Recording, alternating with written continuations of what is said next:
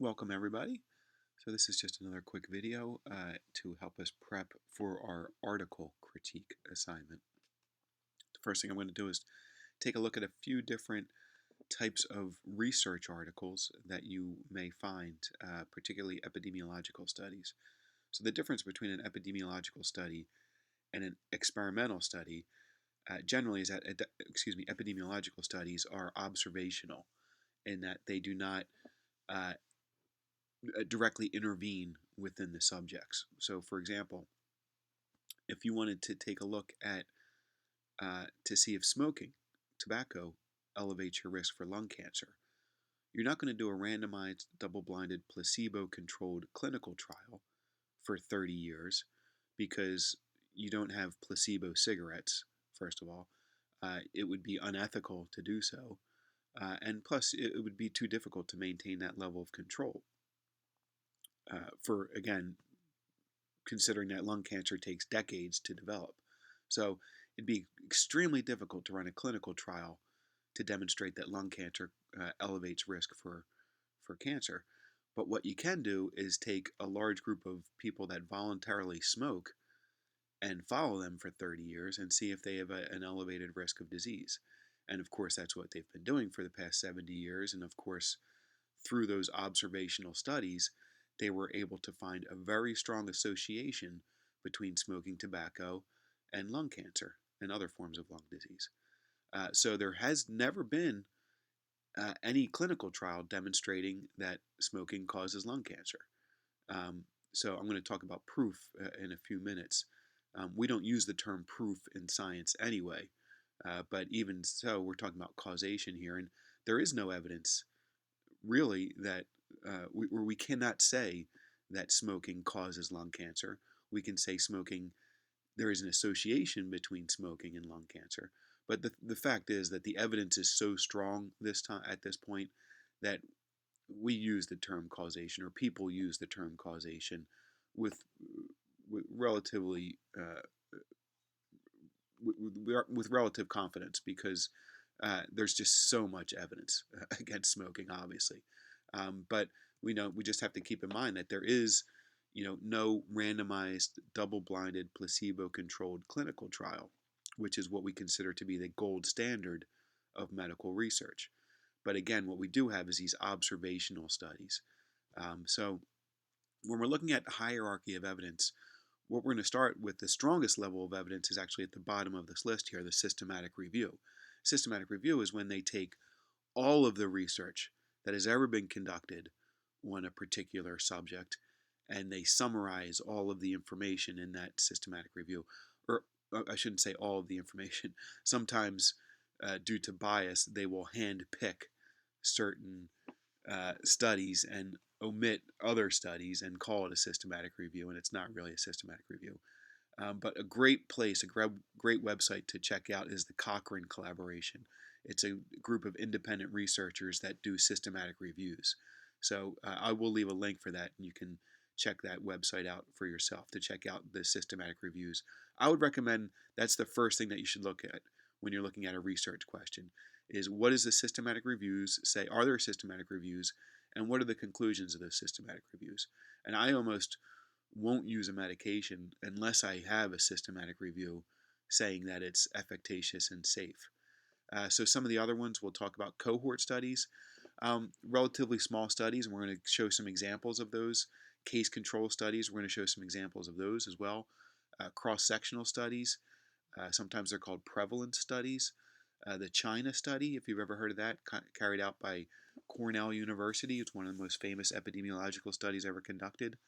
It was a large cross-sectional study. And then case reports and case studies. And of course, we'll talk about those as well. So level of evidence, very large randomized, double-blinded, placebo-controlled clinical trials. Again, those are our gold standard. That's what we want. But it's not ideal for every research question because, again, you can't take tobacco. Does that research question, does smoking cause or does smoking elevate risk for lung cancer?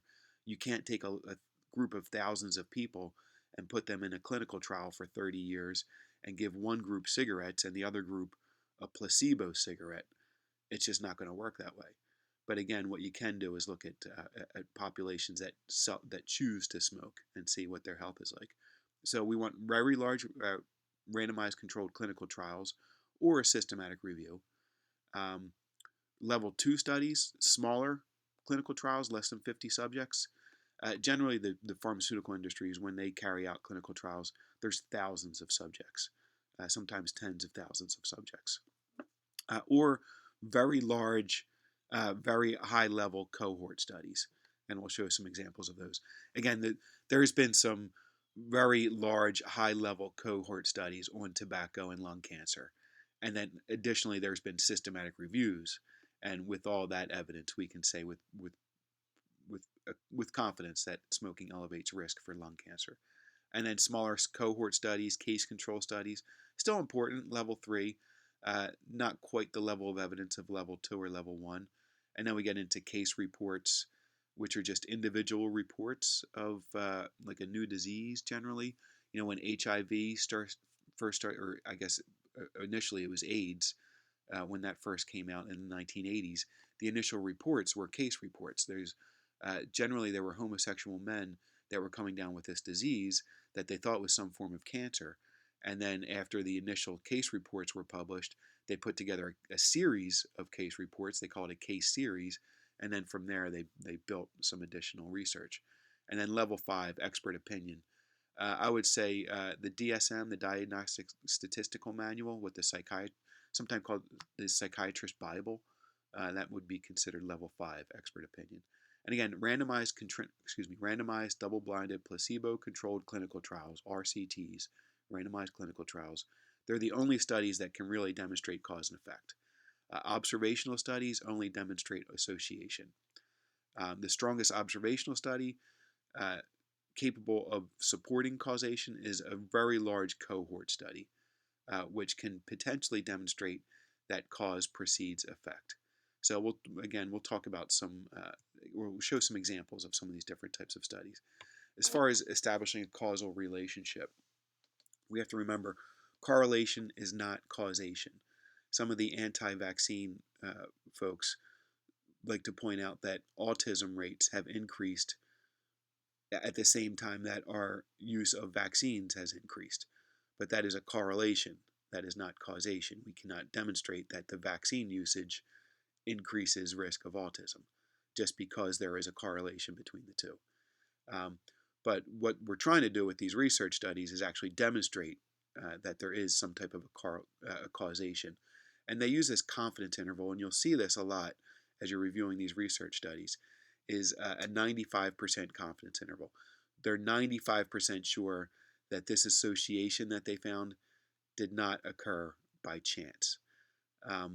Usually we want to see 95% or 99% is even better. If it's below 95%, the work will probably not get published.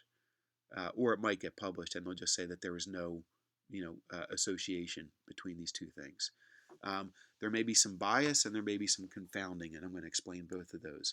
So bias, because there is a question on our article critique about bias. So a flaw in the methodology of the study, and it does happen. Sometimes it happens on purpose. Sometimes the researchers intentionally manipulate the methodology to come up with a particular finding, and obviously that happens because of financial motivations, or maybe other motivations. But generally, the research studies that we're going to be looking at, they're pretty good. You're probably not going to find a whole lot of bias, but there could be some selection bias. Maybe one group let's say you're doing a clinical trial, and let's say you kind of hand selected which group was going to be in which, or which patients were going to be in which group. And one group of patients is all 20 to 30 years old, and the other group of patients is all 50 to 70 years old. That's a selection bias. And there's, again, obviously they have methodology to ensure that there's no selection bias, but occasionally it might happen. It could just happen by chance. Or it could be, let's say we'll talk about case control studies in which you take a population of people that are sick that have, let's say, lung disease, and you compare them to a group of people that is not sick. So you have one group of people that are the cases, people with lung disease, versus the control group, people that are not sick, there could be people that are in the control group that actually are sick that are undiagnosed. So in that case, that would be an example of selection bias.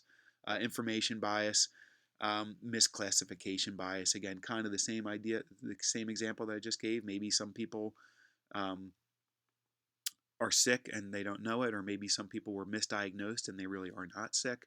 Maybe if you're using surveys to collect information, maybe the people were lying to you when when you were asking them certain questions.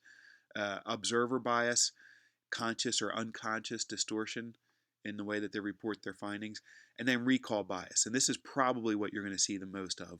When self-reporting, when you're using surveys, subjects may not remember information relevant to the study. So let's say you're doing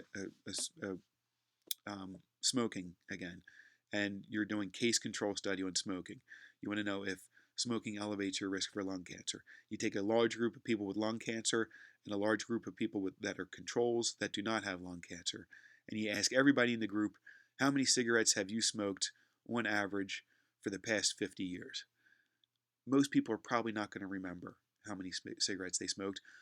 Some people are just not going to be honest because we tend to downplay self-reporting of unhealthy behaviors. So recall bias is potentially an issue. Confounding, an alternative explanation for the results. Classic example. They did a study. This is a real example. They were trying to find if there's an association between coffee and bladder cancer. And what they found was that indeed there seemed to be a risk. That the more coffee someone drinks, the higher the risk of bladder cancer.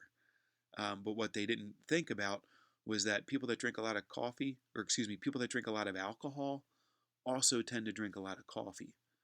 So once they controlled for the alcohol, once they just looked at people that were drinking a lot of coffee that do not drink alcohol, what they found was that there was no increased risk. That it was actually the alcohol that was increasing their risk of the bladder cancer. So it wasn't the coffee, it was the alcohol. The alcohol was the confounder. So an alternative explanation for the results. Going back to the vaccine autism, we can say, oh, well, there's more vaccines in use and there's more cases of autism. Therefore, vaccines cause autism. Well, there's some confounding going on here because there's alternative explanations for the increase in autism. Okay, so just consider that. Again, usually researchers are pretty good about that, so you probably won't find that. And then chance, again, the only thing I want to say about this is when you see p-value, a p-value of 0.05 it's not exactly the same, but for our sake, it's pretty much the same thing as 95% confidence interval. So you can use those two different types of values kind of as an equivalency. A confidence interval of 95% equals a p-value of 0.05. A confidence interval of 99% is a p-value of 0.01. Okay, so you're not going to have to answer any questions on that for the article critique, but it might be helpful. All right, when you're looking at population studies, just want to give you kind of a warning because this is the way that unfortunately some things are being reported in the media based on observational studies. So take a look at this. I'm going to say, for example, let's say that this chart tells us the risk of liver disease based on the number of drinks that you have, let's say, in a month. Okay, so if you're drinking 100 beers a month versus 250 beers a month, or glasses of wine, or glasses of alcohol, whatever it is, there doesn't seem to be a whole lot of a big increase in risk between having 100 drinks a month or 250 drinks a month. In fact, if you look at this, there doesn't seem to be any real way to tell if there's an increased risk of liver disease if you're having, what's 100, 3 drinks a day or whatever that is, 7 drinks a day. Okay, so from this, someone might say, well, there doesn't appear to be an increased risk due to increased alcohol consumption. Okay, but what they're not taking into account is that the people that don't drink don't get liver disease. And if you take the people that have very low rates of alcohol consumption, they have almost no liver disease and or have very low rates. And when you do take all those people that have very low rates of alcohol consumption, you can absolutely find an increased risk when you increase your consumption. Okay, so this was not alcohol.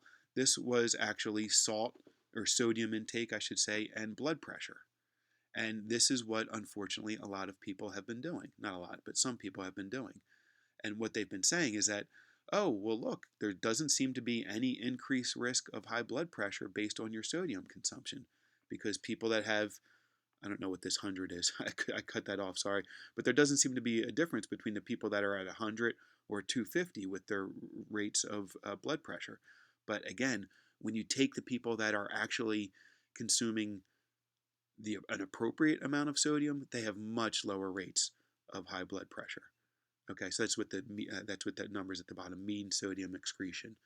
Okay, so and again, you can find that same link that there is absolutely an association between increased sodium consumption and increased blood pressure risk.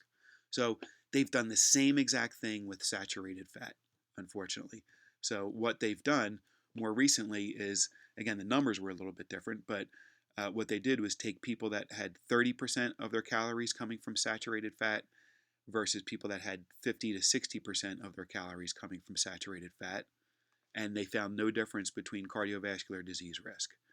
But when they took the people that had less than 10% of their calories coming from saturated fat, there's virtually no cardiovascular disease risk. So, cardiovascular disease is completely absent in certain parts of the world. Those parts of the world tend to have very low rates of saturated fat and other things too. They don't eat much junk food either. Processed food, white bread, things like that. But the idea that saturated fat is not a danger is ridiculous, and it's a complete manipulation of the way that these observational studies are interpreted, unfortunately. So what they're looking at is large groups of populations in which virtually everybody is consuming vast amounts of saturated fat. And they couldn't tell a difference between the cardiovascular disease rates from those consuming 30% versus 50 or 60% of their calories from saturated fat. Okay, so when you hear saturated fat is not a risk, that is absurd. That's like saying that that there is no risk from smoking tobacco because they've never put tobacco through a randomized controlled clinical trial. You can't, and you can't do that with saturated fat either. All right, research questions and study designs. Real quick. Again, just remember, please, there is no such thing as proof. Science is not based on proof, it's based on theory. Okay, it's theory based on experimentation and observation. When we have a very strong theory, we call that evidence. Or excuse me, when we have a great deal of evidence, we can use that evidence to support a theory. But there is no such thing as proof. I'm not going to read through all this. You can pause this and read through it. But basically, proof only exists in math and logic, not in science. That is not the language that is used in science. Okay, so please be careful when you're using that term. Just another quick quote about proof coming from Stephen Hawking, one of the most prominent physics professors of our time. So again, feel free to read through that. Proof is for math and liquor. Okay, it is not for science. All right, so again, research question: does ground flaxseed lower hypertension? We would love to do a randomized, double-blinded, placebo-controlled clinical trial. That would be great. But using a pill to do that is kind of difficult because those pills would be pretty large. What you can do is a muffin test, and they've actually done this, believe it or not. And they gave one group of patients whole grain muffins. One group of patients was getting muffins with flaxseed. The other group was just getting straight whole grain muffins. And believe it or not, the people that had the muffins with the flaxseed had a significant decrease in blood pressure. Therefore, dietary flaxseed is as good as or better than other nutritional interventions and comparable to many drugs, believe it or not. So I would recommend about a tablespoon of ground flaxseed Just mix it in with your cereal or your smoothie every day. There's a lot of other health benefits besides blood pressure. Is there a nocebo effect? So a nocebo effect is the opposite of a placebo effect. So a doctor or somebody else tells you that a pill is going to cure your headache. The pill is really just a sugar pill. It's just a Tic Tac. But you take that pill and you get better because you believe you get better. A nocebo effect is the opposite. Somebody tells you that something is bad for you. You believe them. You take that thing and then you get sick. So we've seen this with gluten. Everybody's so paranoid about gluten now that people oftentimes will just get sick just because they think that they've ingested gluten. And gluten can be a problem for about 3% of the population, but again, they did the muffin test. They took a large group of people that all claimed that they had celiac disease or a gluten sensitivity, and they gave half the group real gluten and half the group gluten-free muffins. And sure enough, everybody, didn't matter what group you were in, everybody reported, or people in both groups, I should say, self-reported pain and discomfort. So again, this is where recall bias comes into play because uh, people tend to be a little silly. People get this idea that something is bad for them, and they'll continue to eat junky food. They'll just remove the gluten from their junk food and think that they're doing themselves a favor.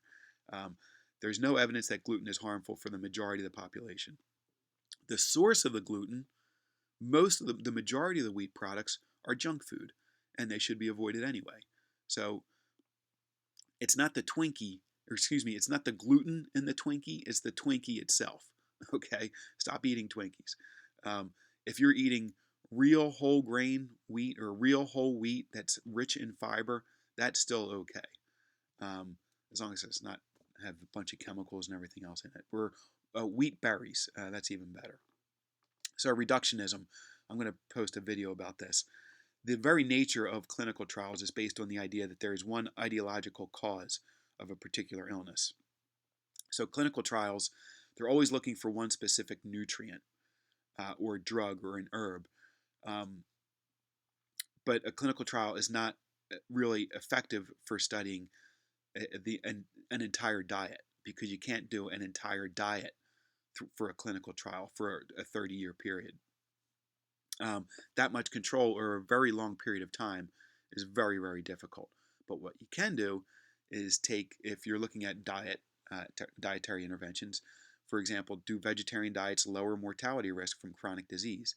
It would be extremely difficult to do a clinical trial in which you put one very large group of people on a vegetarian diet and have them stick on that diet for 50 years, and have another group of people that is on a non-vegetarian diet and have that group of people stick with that diet for 50 years.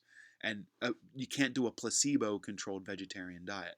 So it's probably impossible, or at least very difficult, to do a long-term study, a long-term clinical trial. But what you can do is observe a cohort or a group of people that chose to go on a vegetarian diet all on their own, and take that group and match their health to a group of non-vegetarians. And of course, that's what's been done over and over again. There's a number of great studies that have demonstrated, that have looked at this. One of the more famous, is the Adventist Health Study. So the Seventh-day Adventists, one of the blue zone populations, one of the healthiest people. Actually, the vegetarian half of the Adventists have the highest life expectancy in the world. So the Adventists live much longer than the average California population. They're based in California, by the way. Again, feel free to pause through this. I'm not going to go through all this, but basically you can look at the death hazard ratio. Again, you see the 95% confidence interval written at the top. And basically all-cause mortality, if you look at the vegetarian versus the non-vegetarian, there is this is what we call an odds ratio. There's a 0.88. So since the non-vegetarian, the all-cause mortality risk for non-vegetarian is 1, the vegetarian is 0.88. That means that there's a 12% reduction in risk. 19% reduction for ischemic heart disease, 13% reduction for cardiovascular disease, 8% reduction in cancer. So Feel free to read through this. And again, this has been done over and over again in a variety of different settings, including Europe. They looked at body mass index, type 2 diabetes prevalence. And if you look at this, basically, the less animal product that you have in your diet, the lower your body mass index and the lower your risk of type 2 diabetes. If you look at this, the vegan group is actually the only group that is considered to have a healthy BMI, a body mass index. Any BMI above 25 is considered overweight. So you can see even the lacto-ovo, that's eggs and milk, vegetarians that can still consume some animal product are still at risk for a high BMI. And then again, low carb diets. I know that these are all the rage lately, but unfortunately, low carbohydrate diets based in animal products increase risk of death. You're going to die earlier and you're going to have more disease if you try and follow a low carbohydrate diet that is based in animal product. They've done vegetarian versions of the low carb diets and they're actually pretty effective. They actually do lower risk, but it's just another version of a vegetarian diet. So these low carb diets in which you see people eating massive amounts of animal product, claiming that high protein diets are healthy, they're not healthy. They're loaded with saturated fat. There is a mountain of evidence showing that saturated fat elevates risk for a variety of diseases. So please follow the science and not the latest fads. Okay, and feel free to, again, this was a systematic review. I'm sorry, systematic review and meta-analysis. Strongest level of scientific evidence that we have with regards to nutrition studies. And what we found is that low carb diets increase risk of disease. So please be careful when you are making recommendations to your friends and family members. The best study out there is the DASH diet, DASH DASH diet. That seems to have the highest rates overall. Okay? All right. Hope this was helpful and hope this helps for your article critique. Take care.